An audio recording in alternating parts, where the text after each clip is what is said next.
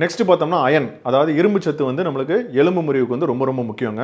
இது வந்து நம்ம நிறைய பேர் நினைச்சிட்டு இருப்போம், இது வந்து மசில் ஸ்ட்ரென்த்துக்கு தான் ரொம்ப முக்கியம், அதில் இருக்க மயோகுளோபினை வந்து உற்பத்தி பண்ணுறதுக்கு தான் அந்த அயன் தேவைப்படுது அப்படின்னு நினைச்சிட்டு இருப்போம். ஸோ எலும்பு முறிவுக்கும் இது ரொம்ப முக்கியமாக கருதப்படுது. ஒரு நாளைக்கு வந்து நம்மளுக்கு 10லேருந்து 20 மில்லிகிராம் நம்மளுக்கு தேவைப்படுது. ஸோ இது வந்து குறிப்பாக நான்வெஜ்ஜில் அதிகமாக இருக்குது, டேட்ஸில் இருக்குது, மில்க்லையும் இருக்குது, பருப்பு பயிர் வகைகளையும் இருக்குது, விதைகளில் வந்து சூரியகாந்தி விதைகள் இருக்குது, எள்ளு விதைகள் இருக்குது, சியா சீட்ஸில் இருக்குது, ஆளி விதைகளில் இருக்குது. ஸோ இது பொதுவாக பார்த்தோம்னா நம்மளுக்கு வந்து எலும்பு முறிவு ஏற்பட்ட சில சமயங்களில் நம்ம அறுவை சிகிச்சை செஞ்சுருப்போம். அறுவை சிகிச்சை செய்கிறப்ப நம்மளுக்கு ரத்த கசிவு அதிகமாகி நம்மளுக்கு வந்து ரத்த அணுக்கள் கம்மியாக இருக்க வாய்ப்பு இருக்குது.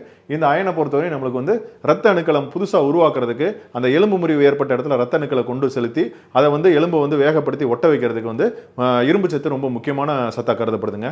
ஸோ இது மட்டும் இல்லாமல் மெக்னீசியம், பாஸ்பரஸ், ஜிங்க் போன்ற தாதுகள்லாம் வந்து நம்மளுக்கு வந்து எலும்பு முறிவுக்கு உதவி பண்ணுது. ஸோ இந்த தாதுக்கள்லாம் வந்து நம்ம ஏற்கனவே எடுத்துக்கிட்ட உணவுகளில் இருக்கிறனால நம்ம ஸ்பெசிஃபிக்காக அதுக்குன்னு தனியாக எடுத்துக்க தேவையில்லை.